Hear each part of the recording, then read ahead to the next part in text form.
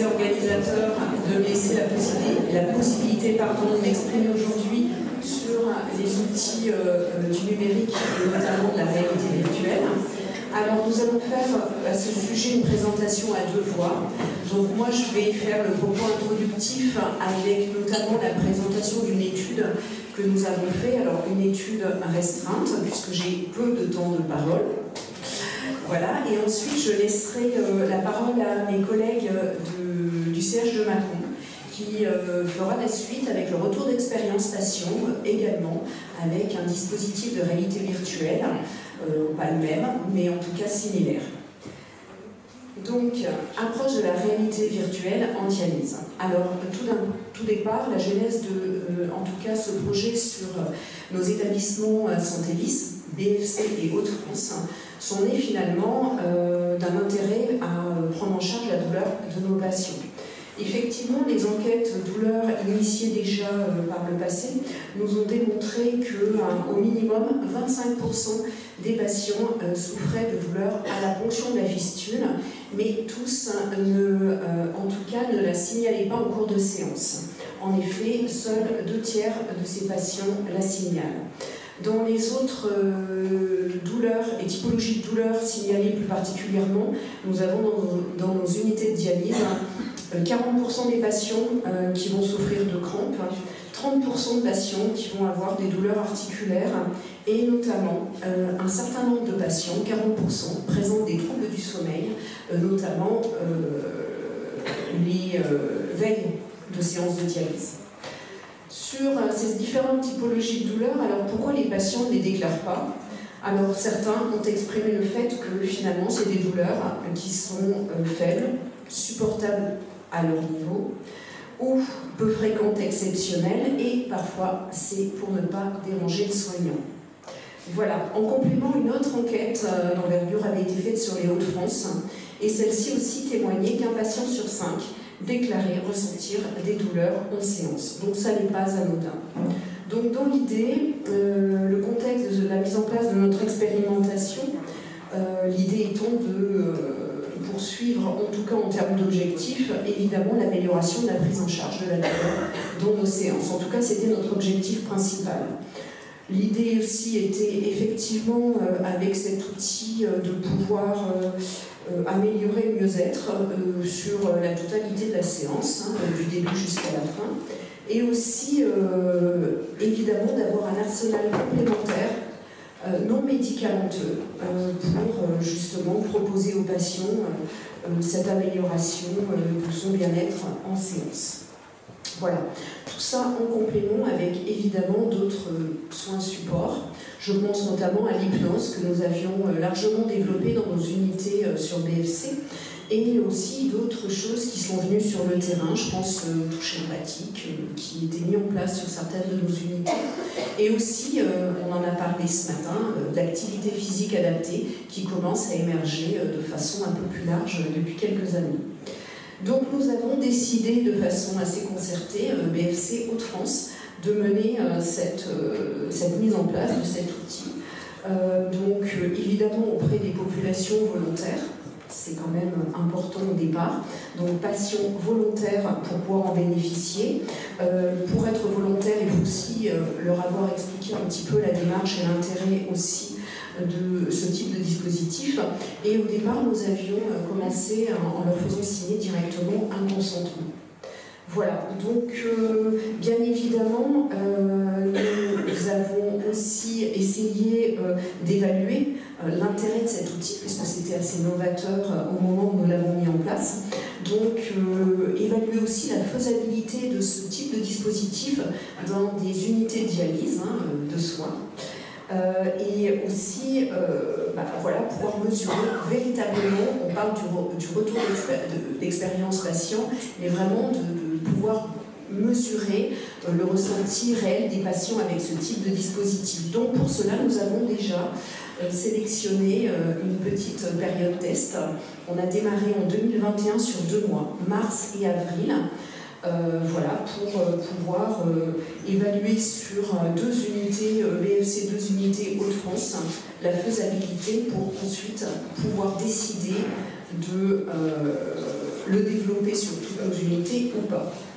Donc voilà, sur ce dispositif innovant, donc, je vous l'ai dit précédemment, soulager la douleur, c'était déjà la première chose que nous visions. Ensuite, pourquoi pas apporter de la relaxation, de l'évasion, du lâcher-prise à ces patients qui subissent quand même un traitement assez conséquent. Ce type de dispositif permet parfois de se reconnecter avec des émotions ou des sensations oubliées. C'est ce qu'on appelle réminiscence, qu'on a pu aussi explorer. Donc l'objectif visait aussi bien-être, confort en séance.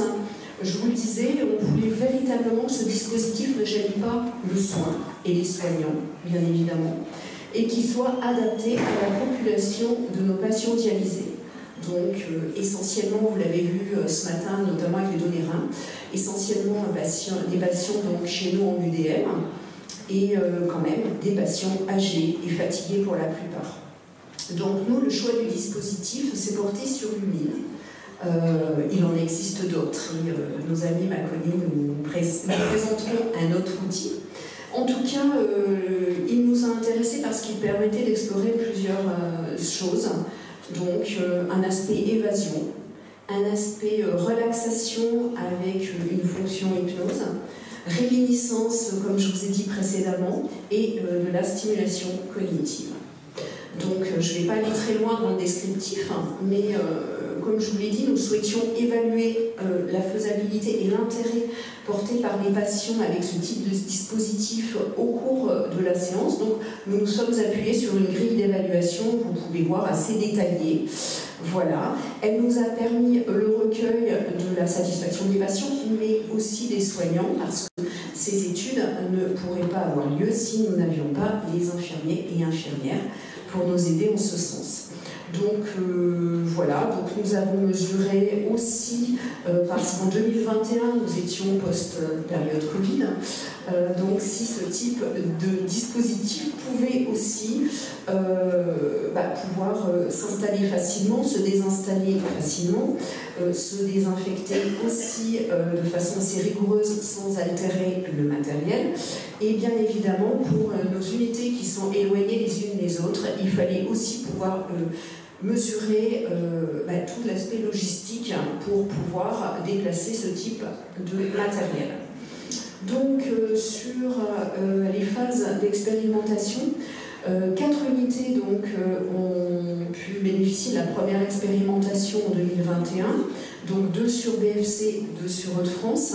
Donc je remercie aussi les cadres qui sont porteurs souvent de ces tests avant les autres.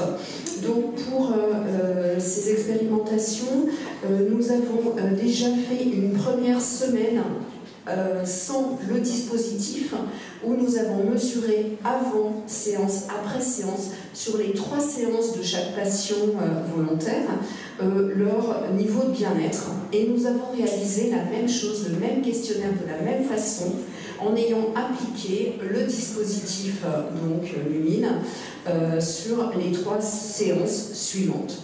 Sur cette première expérimentation, vous voyez qu'on a quand même pu toucher 71 patients. 71 patients, 172 séances évaluées, avec un âge moyen de 67 ans. Vous voyez que le plus jeune était quand même jeune, 25 ans. Le plus âgé, un petit peu plus, 88, 59% d'hommes, mais là, il n'y a rien d'étonnant. Et nous avions donc choisi 2 univers différents. Hauts-de-France était parti sur plutôt la possibilité d'utiliser du bien-être. Et nous qui avions lancé en tout cas de l'hypnose sur plusieurs unités, nous nous étions centrés sur la phase hypnotique. Voilà. Et quand on regarde finalement comment cet outil a été utilisé sur une séance, on se rend compte qu'au final, très peu l'ont utilisé pendant la ponction, 1% seulement. Et 73% l'ont utilisé sur les 2 premières heures de dialyse, et ensuite on régresse un petit peu. On n'a plus que 22% la 3e heure, et on voit bien que la 4e heure, ça n'est pas le moment. Voilà, donc juste pour vous dire, donc on a mesuré cette phase de bien-être, et quand on a questionné les patients, alors là je vais me retourner parce que je ne vois pas clair, et ni avec les lunettes d'ailleurs. Donc vous voyez qu'avant, 75% des patients pensent que faire de la relaxation en dialyse, ça pourrait véritablement les aider à se sentir mieux. Et moins d'un tiers des patients savaient au final ce que c'était que l'hypnose. Donc comme quoi on n'avait pas été très loin non plus dans nos expérimentations hypnotiques, et ou ce qu'était la réalité virtuelle. Après l'application finalement de ce dispositif, 79% des patients déclarent que la relaxation en dialyse les a aidés à mieux se sentir. Donc ça c'est plutôt un chouette résultat. Et vous voyez que les scores médians de bien-être avant notre expérimentation, donc sur la première semaine, on voit que le score de bien-être finalement est plus fort avant la dialyse qu'après, alors qu'inversement, après une semaine d'application du dispositif, on voit que le score de bien-être s'améliore à l'issue de la séance. Donc ça aussi, c'est quelque chose d'assez intéressant. Donc, pour mesurer tout ça, évidemment, on ne peut pas parler de mesurer du bien-être si on n'a pas d'échelle pour le faire. Donc, vous voyez que l'outil qui nous a servi pour mesurer, on va dire, ce mieux-être en dialyse correspond un petit peu à une échelle numérique sur laquelle voilà, on a pu recueillir le ressenti des patients. Donc au final, suite à cette première expérimentation, évidemment, les résultats nous ont conduits à le développer, en tout cas sur toutes nos unités. Avec, comme je vous disais précédemment, la problématique aussi de faire mouvoir des dispositifs sur un territoire assez large. Donc nous l'avons fait de façon cohérente avec BFC et Hauts-de-France, ce qui fait que 24 unités de dialyse ont utilisé le dispositif sur cette phase 2. BFC et Hauts-de-France étaient munis de 2 dispositifs, donc un qu'on a fait tourner sur la Bourgogne, un deuxième sur la Franche-Comté, sur une période assez longue pour pouvoir arriver à ce résultat, c'est-à-dire 18 mois. On a démarré entre juin 2021 et cette expérimentation s'est finie en tout cas en novembre 2022 et vous voyez qu'on a pu intéresser au final 255 patients pour 383 séances. Voilà, simplement on n'a pas pu l'expérimenter sur le champ du domicile, on est vraiment resté centré sur les activités d'hémodialyse.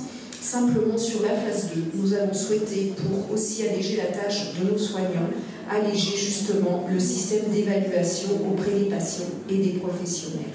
Donc là, je vais vous donner quelques résultats. Donc vous voyez que sur ce graphique, on voit un petit peu que, y compris sur la phase 1 et 2, c'est assez similaire. Très peu d'expérimentations ont été faites pendant le moment de la ponction. Essentiellement, on est sur la première heure, la deuxième heure et un petit peu moins sur la troisième, mais on voit bien que la quatrième heure, c'est vraiment plus le moment.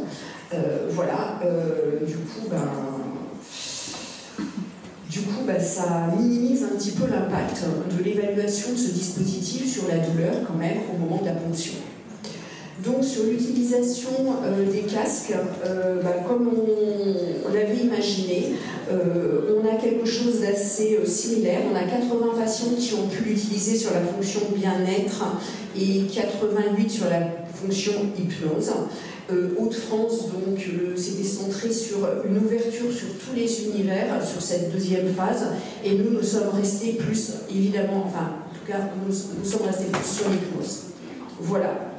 Donc, sur la suite, vous voyez sur ces 4 graphiques, dont les questionnaires avant l'application, connaissez-vous les différentes méthodes de relaxation? Donc ce qui apparaît en non, c'est le côté rose. Et vous voyez que concernant l'hypnose, les soins esthétiques, la sophrologie ou le coussin sonore qui a été utilisé dans les Hauts-de-France il y a quelques années, on voit bien que les patients n'en sont pas forcément, enfin en tout cas n'en connaissent pas ces différents usages. Connaissez-vous les méthodes de relaxation, masque d'hypnose, réalité virtuelle? On voit aussi que très peu de patients y sont familiarisés, un peu plus quand même pour la réalité virtuelle. Sur l'analyse de l'exploitation des questionnaires sur la phase après application du masque, pensez-vous que la méthode proposée a eu un effet sur l'anxiété?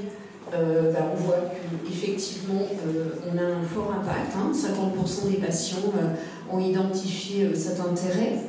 sur le ressenti de ce dispositif, en tout cas, et le côté peut-être agréable du dispositif, les patients ont largement répondu oui aussi.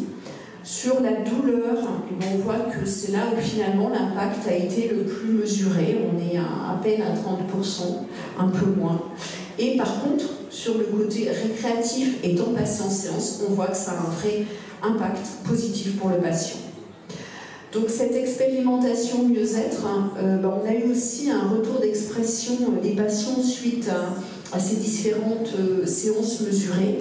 Donc un impact, vous l'avez vu, plutôt très fort, très positif sur le bien-être, le ressenti de la séance, et sur l'aspect effectivement récréatif de ce nouveau dispositif, un peu moindre quand même sur l'anxiété et carrément un peu moins sur la douleur. Voilà. Alors sur le retour d'expérience patient, puisque c'est la journée centrée sur le retour d'expérience patient, je vais aller très vite parce que nos collègues vont nous en faire l'exploitation large, mais on voit que les patients ont été quand même pour la plupart assez contents de finalement d'avoir pu bénéficier de cette expérience, y compris les soignants qui témoignent qu'ils ont pu visuellement constater effectivement ce bien-être auprès des patients qui ont pu l'utiliser. Comme tous, on a toujours un peu des freins, donc certains patients par contre ont témoigné d'une gêne, d'avoir un dispositif comme ça sur eux, enfermant, des maux de tête, mal au cœur avec les mouvements quand ça allait un petit peu vite. Bon, voilà. Certains n'ont pas souhaité effectivement l'utiliser sur une expérimentation complète, c'est-à-dire 3 séances. Donc, par contre, est-ce que effectivement ce dispositif mieux-être peut être une aide à la ponction? Alors, sur la faible proportion qui a pu en bénéficier au moment de la ponction, on voit qu'on a eu 16 patients, ce qui a pu, en tout cas ce qui correspond à 24 séances. On voit que les choix des univers ont été assez partagés. Les patients choisissaient bien-être ou hypnose. Et on voit que par contre, à ce moment-là, on a un effet plutôt très positif. Le bien-être à 100%, l'anxiété 95%, la douleur 95%, la satisfaction à 100%, le ressenti de la séance finalement 71%, et le temps passé en séance quand même à 67%, même s'il était utilisé en début de séance. On a un retour, là par contre, infirmier qui dit qu'effectivement, face à une difficulté de ponction, quand on utilise, en tout cas sur une expérimentation qui a été faite, eh ben, ça lève l'anxiété effectivement à la ponction. Et finalement, ce moment un peu crucial du patient est finalement mieux toléré. Voilà, donc quand même quelque chose d'assez intéressant, même si le nombre de patients était moindre. Donc finalement, pour résumer, les principaux résultats, c'est que bien évidemment, il y a eu une réelle amélioration du sentiment de bien-être des patients, en tout cas dans leur expression. Donc un dispositif finalement assez efficace et en tout cas non médicamenteux, donc ça a quand même son intérêt. Voilà, et puis on a vu qu'effectivement on a quand même un large panel de temps pour lequel on peut proposer cet outil. Alors à la ponction, pour les patients qui sont douloureux, évidemment c'est très pertinent, on l'a vu, mais aussi sur les 3 premières heures, voilà, ça a quand même beaucoup de sens. Alors pourquoi le projet il a fonctionné?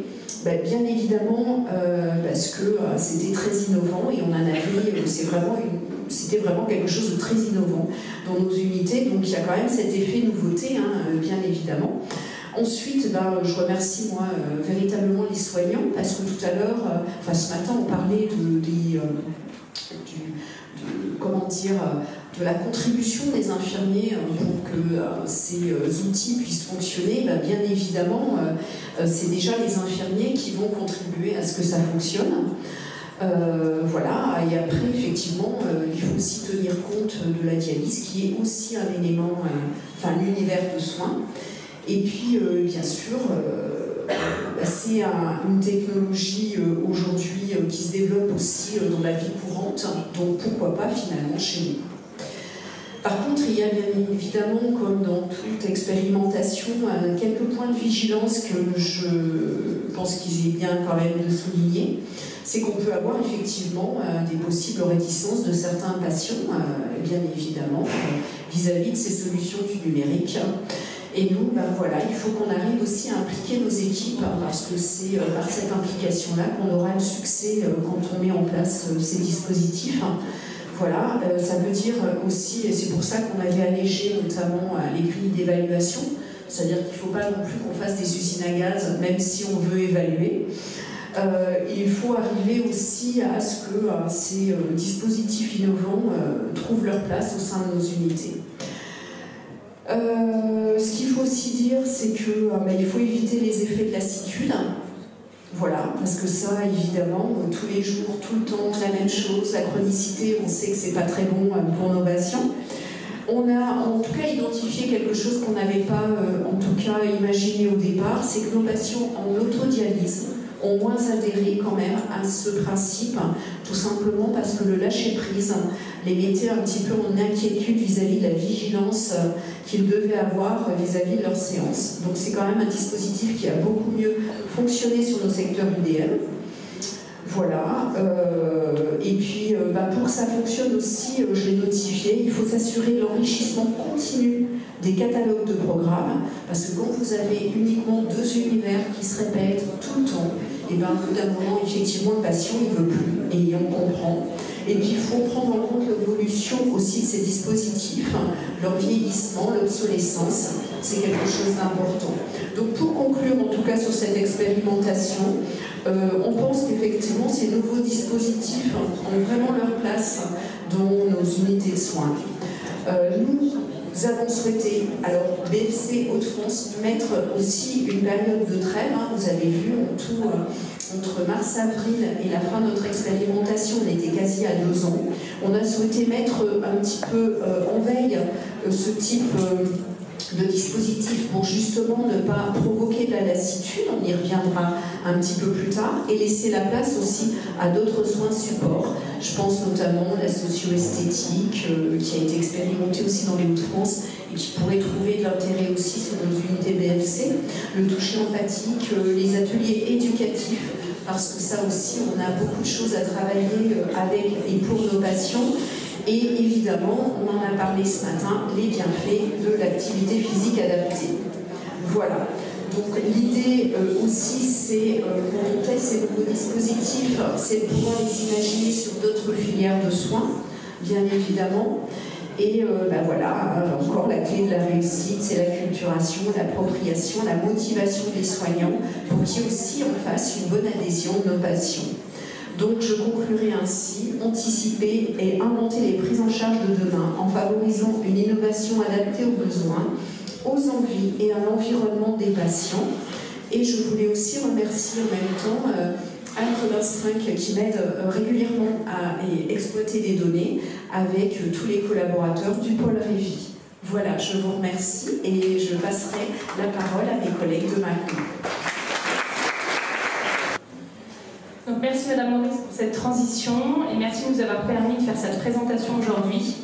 Donc, je suis Caroline Florin, je suis le cadre du service de dialyse du centre lourd de l'hôpital de Mâcon. Et aujourd'hui, nous sommes présentes avec mon équipe pour vous faire donc un retour d'expérience sur l'utilisation du casque à réalité virtuelle. Donc, je vais laisser la main à 2 infirmières du centre lourd, Caroline et Marie-Agnès, qui vont donc vous présenter cet outil que nous avons depuis quasiment 1 an et demi dans le service.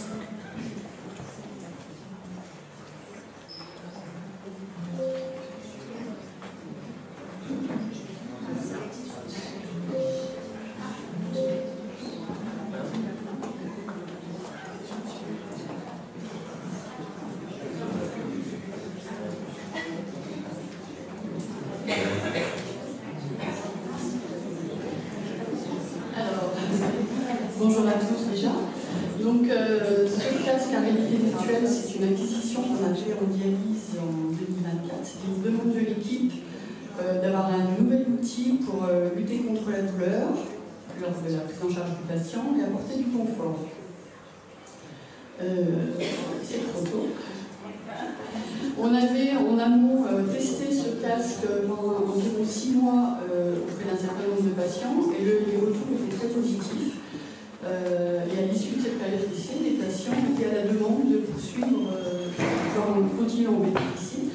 Donc ça a été validé par la sous-commission douleur pour faire l'acquisition de ce casque à réalité virtuelle, qui vient en complément des outils qu'on avait déjà à notre disposition, non médicamenteux, pour gérer la douleur. À savoir, en plus de la pommade et du patch d'EMLA, qui est la base en dialyse, on utilisait déjà le Calinox, le masque du Calinox, l'application de froid sur la fistule pour les convulsions, et l'hypnoanalgésie.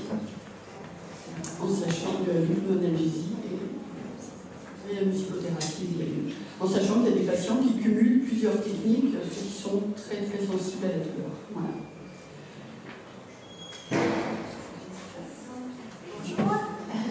Donc du coup, on a 11 univers différents. Donc on vous les a pas montrés, vous avez juste les images. On a par exemple la médecine sous-marine. Donc en fait, le patient va être sous l'eau, il va suivre une tortue, en fait, il va pouvoir voir les fonds marins. On a aussi le bois, donc on est entouré de neige, les cages tropicales. Il y a aussi une gamme pour les enfants, les as de la jungle, mais en l'occurrence, on n'a pas d'enfants. Donc là, on vous a présenté, donc là c'est juste une photo pour l'instant, avec l'installation. Donc on voit le patient qui a donc le masque, avec le casque réducteur de bruit, la tablette sur la gauche, et après donc, le générateur sur la droite avec l'infirmière qui prépare en fait les données de son générateur. Et puis après nous aurons une vidéo d'une ponction. À savoir que c'est un patient qui normalement quand on le ponctionne, peut crier, va sursauter. Il a 2 gros anévrismes avec des parois très très dures à quitter, avec un trajet nerveux sur le point veineux. Et là, on va voir la différence du coup.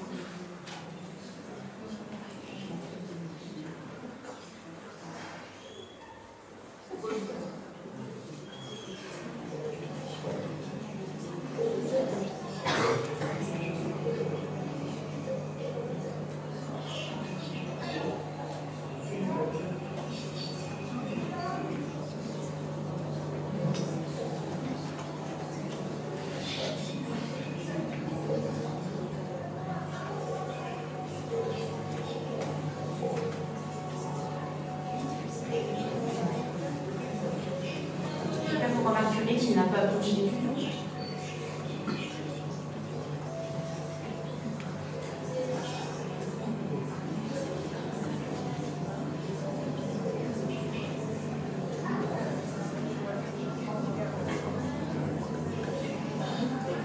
Et là, c'est la ponction du point veineux, donc généralement qui est assez traumatique pour lui.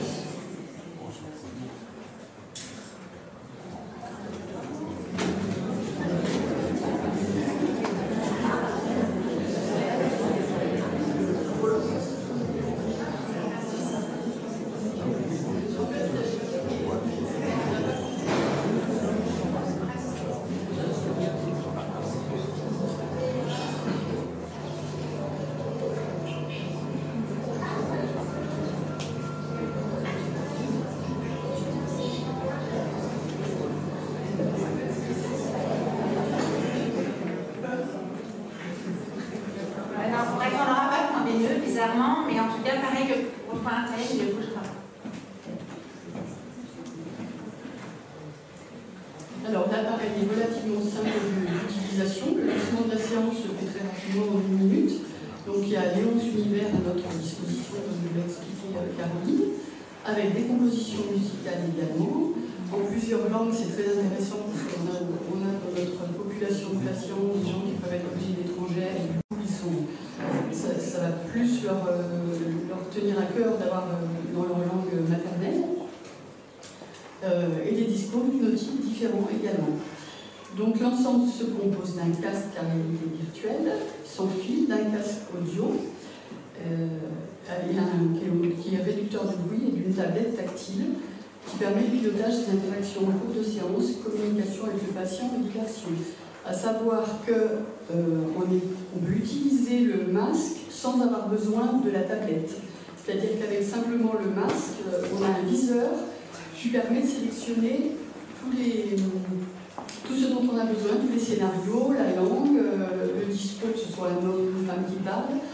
Donc sans avoir besoin de la tablette, ça veut dire qu'un patient qui a l'habitude d'utiliser ce dispositif peut même pré-régler son scénario de séance tout seul, peut être autonome. Voilà. Et l'appareil est installé sur un pied à roulette, donc c'est facilement déplaçable. Et l'entretien se fait avec une lingette. On met une charlotte sur la tête pour les raisons d'hygiène quand on passe le masque d'un patient à l'autre.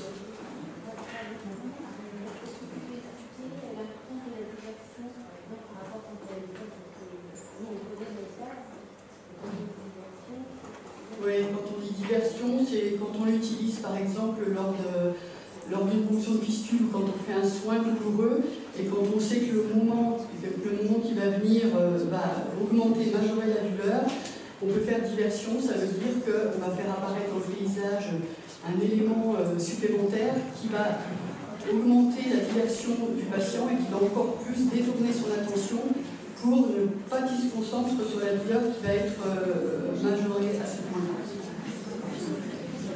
Oui, par exemple, l'artifice, voilà, il y a plusieurs dispositifs qui sont partis. Cet appareil sert pour l'ensemble des patients et des soignants, parce qu'à la base, la visée de la certification de qualité virtuelle n'était pas seulement pour les patients, mais aussi pour les soignants, pour le bien-être des soignants. Donc sur un temps de pause, par exemple, se permettre en fait de bénéficier, de se détacher un petit peu du travail sur un temps. Voilà. Donc on s'en sert quoi? On s'en sert avant le soin, donc juste avant le soin, une fois qu'on a posé toutes les questions à nos patients, on a demandé la douleur, on a demandé s'il y avait des questions particulières. Là, on lui installe le masque, on lui explique que du coup, on ne va pas lui dire quand est-ce qu'on va commencer le soin. On peut juste, par exemple, convenir d'un signe, c'est-à-dire tenir la main du patient, ça veut dire que le soin va commencer. Et bien évidemment, vu qu'il est en état d'hypnose, on ne va pas aller lui dire qu'on va le piquer, par exemple. Voilà, donc on s'en sert pour les ponctions de fistule essentiellement, pour les pansements complexes, douloureux ou gênants. On avait mis les amputations récentes. Malheureusement, en centre-ville, nous avons beaucoup de patients avec des membres en moins, et c'est vrai que sur un pansement récent, sur une amputation récente, des fois c'est difficile pour le patient de voir sa cicatrice, et là ça permet de s'évaluer. Voilà, le patient donc, choisit son univers, va choisir dans quel univers il veut aller, s'il veut aller au bord de la mer, s'il veut aller en Antarctique. Il choisit sa langue, il choisit sa durée. La durée, elle peut être indéterminée. Voilà, il choisit s'il veut une voix féminine ou masculine, qui lui sert à guider la respiration. Et on convient avec le patient d'un code, effectivement, pour dire quand est-ce que le soin va débuter. Donc là, il y a la photo d'une patiente qui avait une reprise, en fait, qui avait la reprise d'une fistule. Donc on voit là,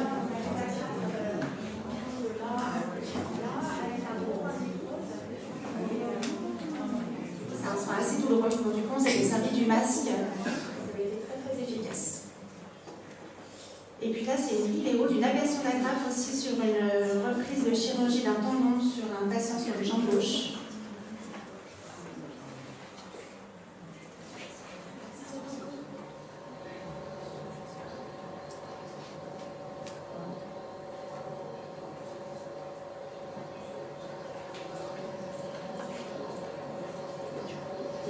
Que je ne parle pas, je le laisse tranquillement dans son univers. En centre-ville, nous avons beaucoup de pansements.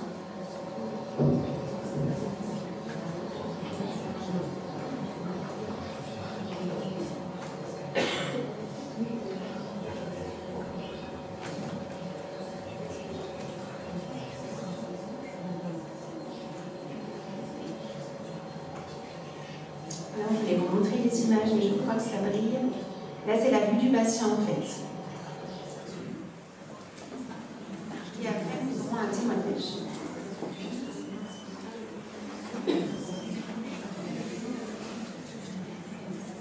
Témoignage du même patient à l'ablation des agrafes. Donc voilà, ça s'est très bien passé. Le casque réalité virtuel, c'est nickel. On n'a pas, en fait, on décodait du soin. Ça s'est super bien passé, on ne sent pas une douleur, c'est apaisant, voilà, c'est rassurant. Et du coup, vous aviez déjà eu des ablations d'agrafes? Voilà, mais sans rien, et c'est vrai que ça a été douloureux. Donc là, ça, j'avoue, j'appréhendais, parce que plus la fois d'avant, j'avais 40. Mais là, franchement, c'est très bien passé comme ça. Alors, à savoir, c'est un patient qui ne m'avait pas dit qu'il avait déjà eu l'agression d'agrafe asymptomatique. Je l'avais testé sur lui de manière un peu au hasard, en fait, donc on avait bien fait.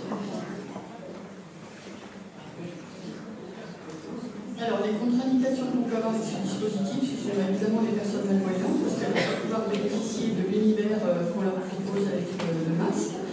Et puis, il y a des précautions à prendre aussi chez les patients qui sont épileptiques et mal équilibrés. Ça pourrait éventuellement leur déclencher des crises. Et les points positifs, donc rendre les soins plus aisés du patient avec un patient qui est plus serein et plus calme. Ça sécurise la ponction parce que le patient est apaisé, donc le soignant est apaisé aussi et le soin se fait dans de meilleures conditions. Il y a une diminution de la perception de la douleur. Il y a un effet anxiolytique aussi. Le patient, ça apporte une détente au patient pendant la séance de dialyse. Pour les patients qui en ressentent le besoin, savoir que la majorité du temps qu'on utilise, c'est lors des soins douloureux. Mais ça peut être aussi pendant la séance de dialyse, simplement pour avoir un moment de détente. Donc le soignant, comme je l'ai dit précédemment, ça lui permet de se concentrer sur le soin et avec un patient apaisé. Et pour le personnel soignant, un moment de détente en fin de pause ou alors un moment d'une pause. Concrètement, sur les points positifs, ce qui est hyper intéressant, c'est que sur des fonctions très difficiles, sur des fistules difficiles, où on appréhende beaucoup la ponction et où le patient appréhende beaucoup. C'est là que nous on travaille avec nos aides-soignantes. Et du coup, une fois que le patient a son masque en fait sur les yeux, l'aide-soignante nous aide beaucoup. On a l'échographe en fait, donc l'AS tient l'échographe. Nous, ça nous sécurise beaucoup parce qu'on sait que le patient à ce moment-là, il est dans sa bulle et on n'a plus qu'à se concentrer en fait sur l'échographe, sur notre aide-soignante qui nous aide aussi, qui nous guide. Donc c'est vrai que nous, ça nous a apporté vraiment beaucoup de confort. Après, au niveau négatif, c'est vrai qu'il y a des patients qui souhaitent voir la ponction. Donc pour ces patients-là, il n'est pas possible de mettre le masque. Ils ont besoin de voir où est-ce qu'on pique, ils ont besoin d'être dans le plateau. Donc après, c'est pas un problème finalement, on fait avec eux de toute manière. Et puis après, pour les habituer, effectivement, lassitude face au nouveau scénario. Pour l'instant, on n'a pas de nouveau scénario proposé, il n'y a pas eu de mise à jour. Après, c'est à nous aussi d'être inventifs et de trouver d'autres moments. Par exemple, pour le patient que j'ai filmé il n'y a pas très longtemps sur l'agression d'agrafe, à la base, je l'avais emmené pour un autre patient qui l'a refusé et finalement, je lui ai proposé, mais je ne pensais pas m'en servir pour lui, puis finalement, il l'a accepté. Donc, après, c'est aussi à nous d'être inventifs et de trouver d'autres moments. Il y a des patients qui ont arrêté, qui en étaient satisfaits et qui ont arrêté l'utilisation parce qu'ils avaient passé en vue tous les scénarios possibles et ils n'étaient plus dans la découverte en fait. Donc l'effet était à moindre. Et puis ils ont arrêté l'utilisation accélérée. Donc là, un témoignage, finalement le témoignage que nous avons pour l'allergie. Le premier patient, on voit la ponction, en fait il est allergique au patch MEMLA. Du coup, il nous a précisé qu'il ne sentait pas du tout la douleur dans les ponctions grâce au masque. Juste le temps de piquer, je m'endormirais, je ne pourrais plus m'en passer. Et puis après, pareil, sur une autre patiente, par contre, avec des pansements complexes, le casque l'aide à la respiration. Voilà, par rapport aux différents thèmes, ça l'aide beaucoup, ça diminue la douleur.